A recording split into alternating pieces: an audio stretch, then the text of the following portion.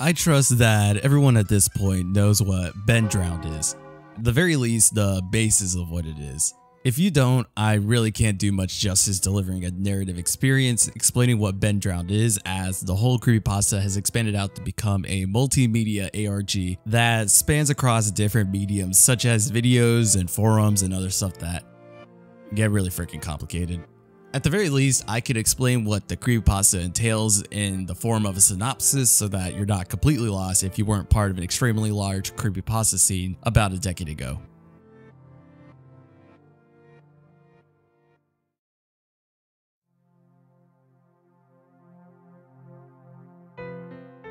Ben Drowned essentially is a creepypasta by Alexander Hall, aka Jad Usable, that revolves around a haunted cartridge of The Legend of Zelda Majora's Mask, a Zelda 64 game that serves as a sequel to The Legend of Zelda Ocarina of Time. This creepypasta has the usual tropes of what a creepypasta typically will have. The author going off to a very odd couple of individuals to buy the cartridge, then playing the game to experience a number of disturbing and odd visual glitches in the game, such as save files being manipulated, the world rendering improperly, the statue of Elegy spawning periodically, and erratic jump scares, as well as the infamous reverse rendition of the Song of Healing. All of this is due to the power of a spirit that haunts the game, Ben, who torments the author by infecting his console and computer, and well, it goes on from there.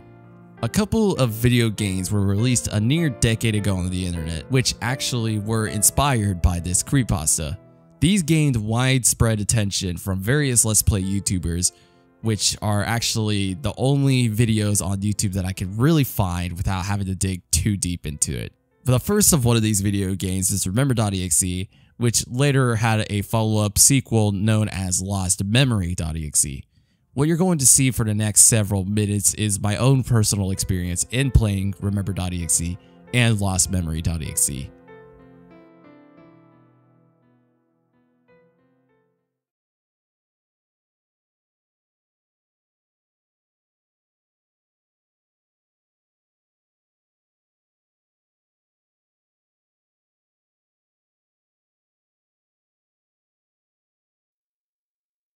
So this is the folder that contains the creepypasta games. For now, we're just focused on Remember.exe.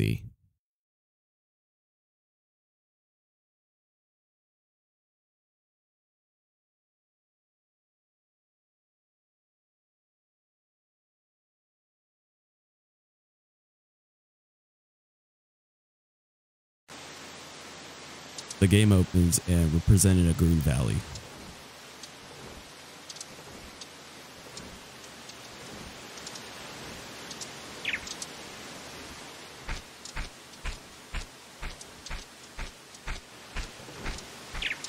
Off in the distance, there are 3 buildings, one of which are empty.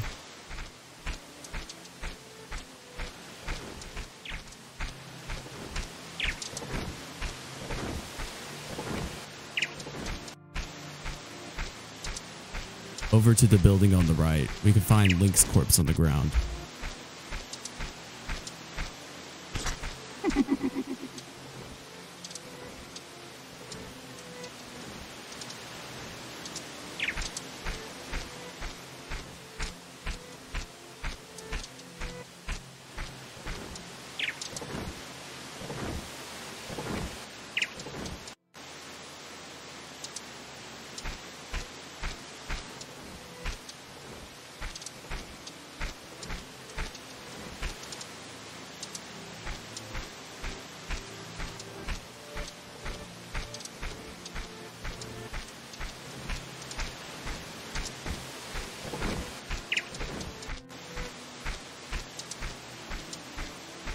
Moving closer to the 3rd building, the audio suddenly changes.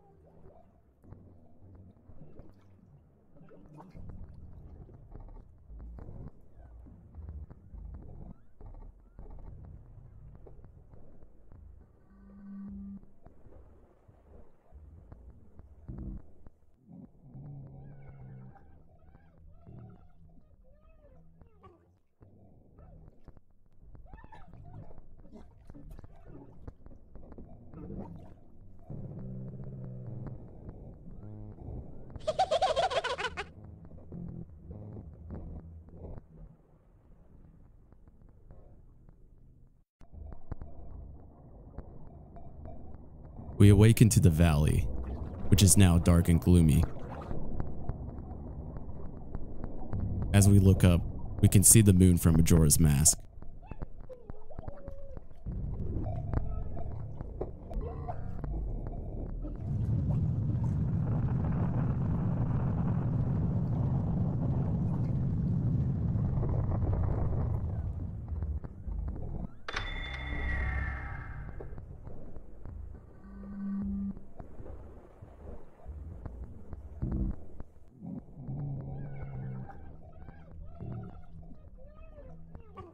I honestly did not even know what to make of this.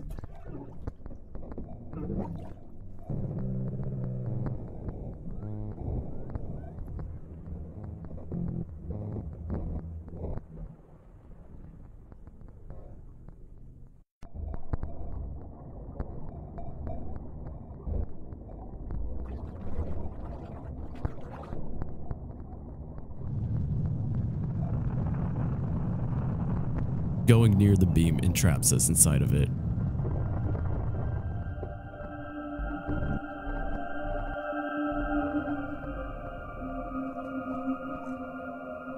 And then the happy masked salesman appears with a ticking clock.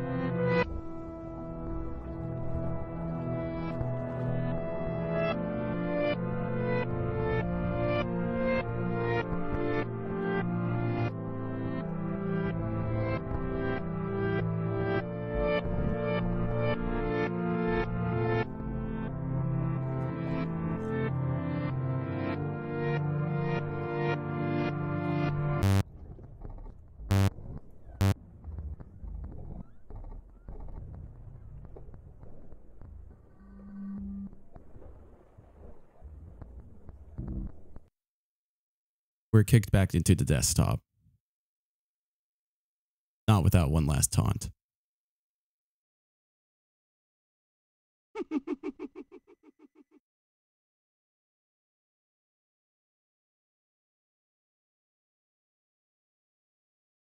After waiting some time, I decide to open back up the game.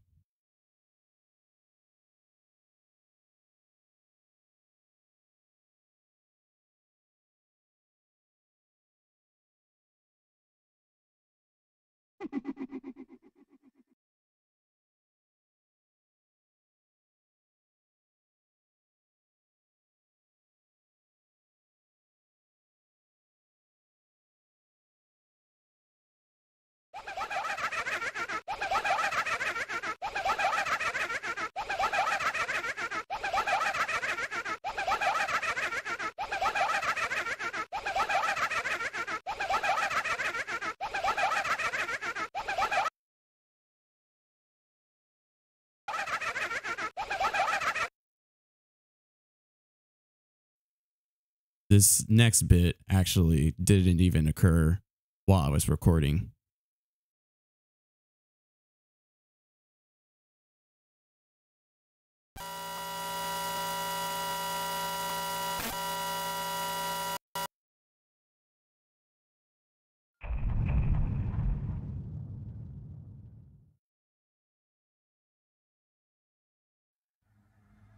We open back up to another valley, except this one's a lot more menacing.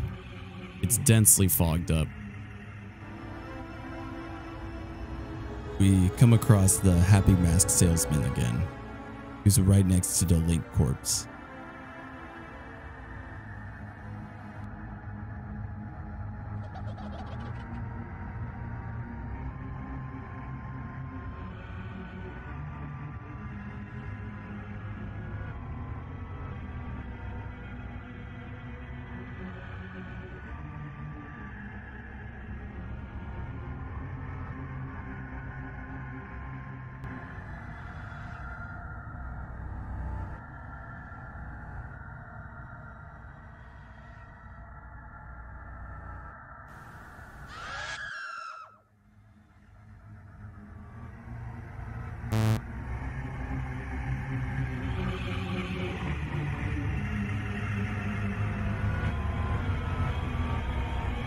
We then encountered Ben in the valley.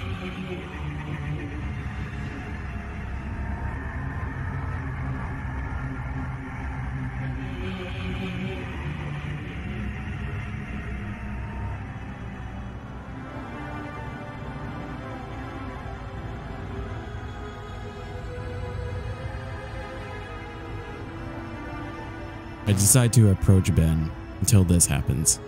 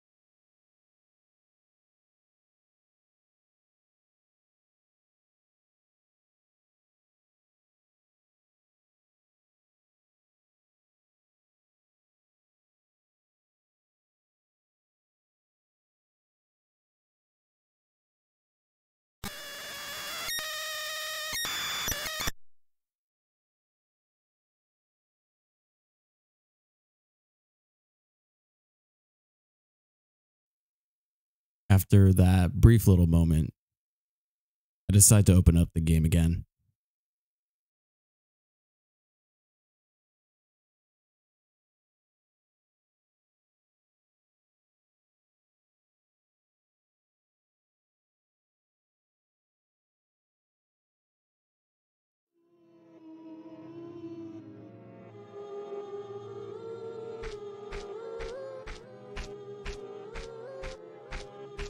We open back up to a green valley that looked similar to the one that we were in before, except there is only one building this time. Inside the building, there is a faceless NPC.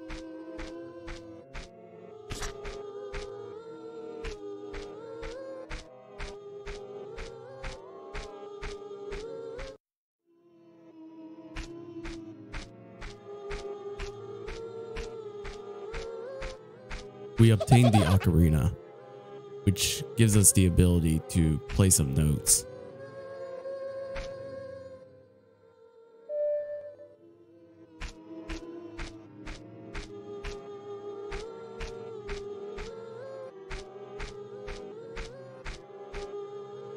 I decide to play the Elegy of Emptiness, and then something peculiar happens.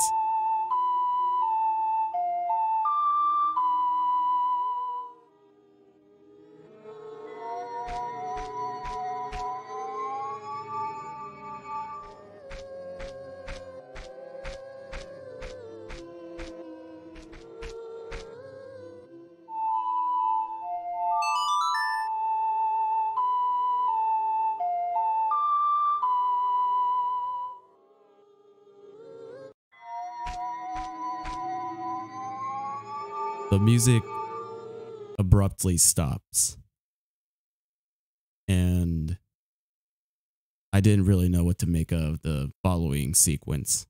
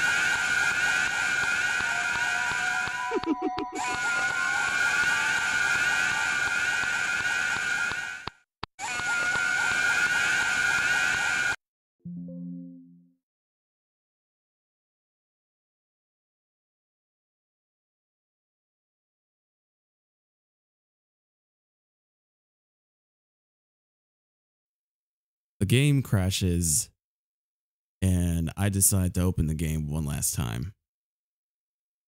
Although it didn't seem very inviting this time.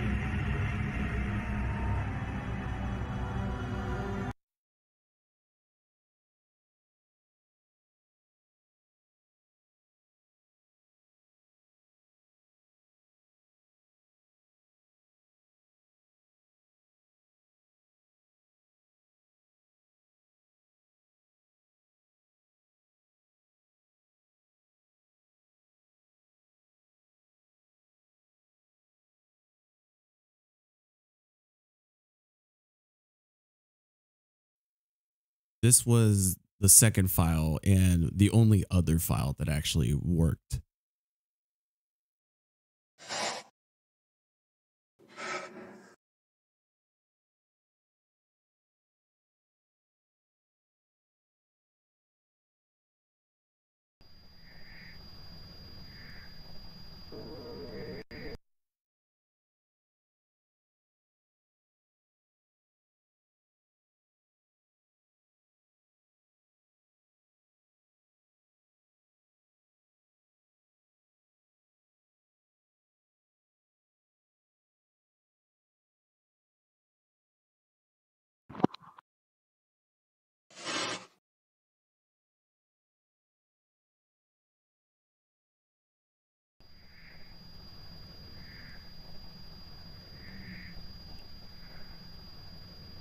This one also starts in a valley. And after traveling for some time, at around what I'm guessing is the center of the valley is a giant house.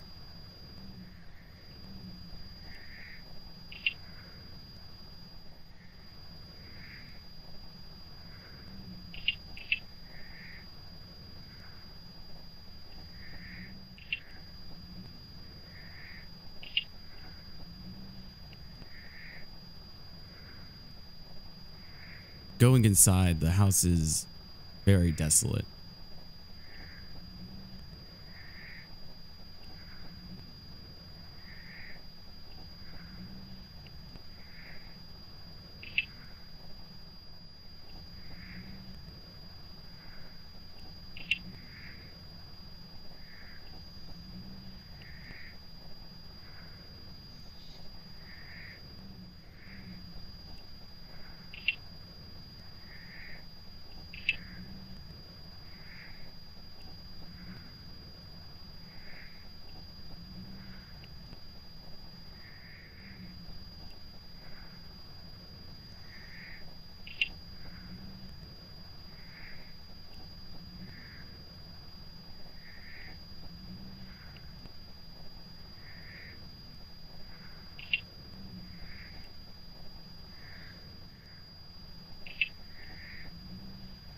Upstairs, there's a little closet area.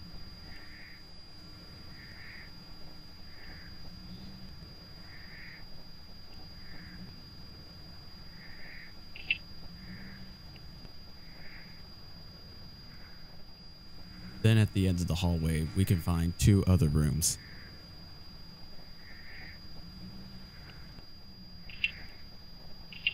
One of them appears to be a bedroom with an Ocarina of Time and Majora's Mask poster.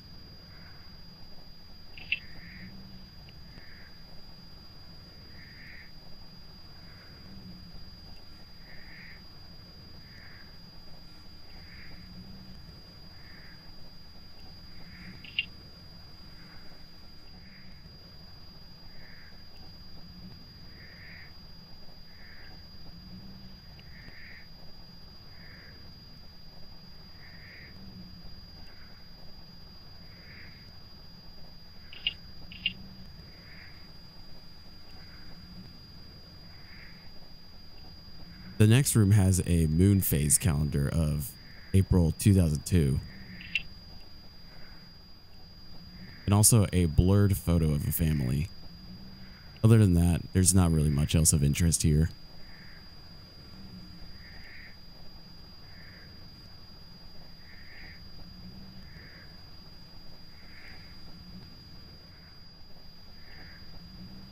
After exploring the house some further, I go back upstairs and find a silhouette of Ben.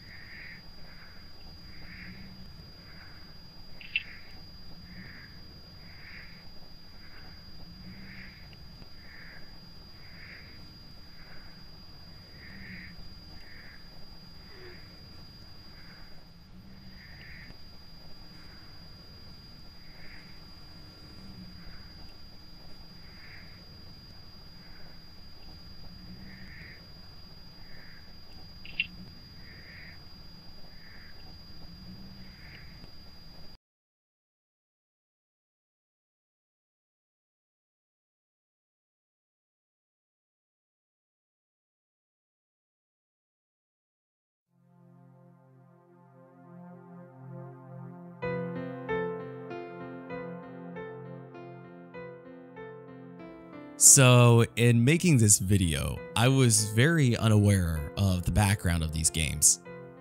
There used to be a website that hosted these games, mindshape.co.uk, but it's practically defunct. And I really can't find much of like any sort of official description about these games.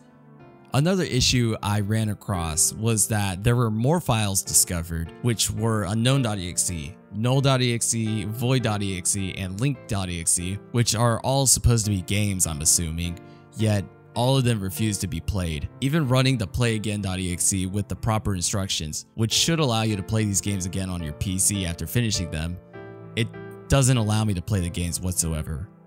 And literally going to any corner of the internet doesn't give me any further information about these games. So unfortunately, I can't say much about these executables. The creator is an individual named Sam Kirby Muir, if I pronounce that right, who actually happens to own a Reddit account, which is dead, basically. But nonetheless, he did throw out some handy information about the games to other users. Apparently, a lot more happened to your computer back in the day when these games were actively played. According to a Reddit post I found talking about symptoms your computer would fall under, the game would actually send you random cryptic emails, as well as take photos of you and send them back, edited to look creepy. These were apparently done by the developer of the game as a means to elevate the creep factor, although in doing so, he ended up looking like, well, a creep. Fortunately, nothing harmful or malicious was done to the computers of anybody playing these games, and the creator stated his intentions weren't to disturb anyone too greatly. Another thing that was done outside of the game was that it would play creepy sounds in the background of your PC. However, there is an unfortunate note we'll have to end on. Back in the day, Some Ordinary Gamers, aka Mutahar, was kind of the leading figure in this whole mystery. But in a Reddit post, the creator actually interacted with Mutahar, stating that as flattered as he was with the attention he was receiving, there was no end to the mystery. As a matter of fact, there was hardly one to begin with, as the creator described it to just be a lot of implied mystery. So sadly, this game is pretty much made to just be a big art project made to creep people out and nothing more. Unfortunately, that's all I have to say about the matter. I really went into this thinking there was a lot more to it than I thought, but honestly, not a lot happened with this mystery. It's just an internet phenomenon in which a creepypasta game kind of blew up for a bit and caused an investigation, yet nothing was ever found, and it was really meant to just be like that. So I guess the whole point of the video is just kind of remembering it. I really was surprised to see how much it blew up compared to other .exe games. I don't think it went up to the whole scale of Sonic.exe or anything like that, but it definitely was an intriguing take on the whole genre of creepypasta games. I mean, it wasn't anything special, it was just walking like most games are, but it really did present a very interesting, I guess, perspective of it.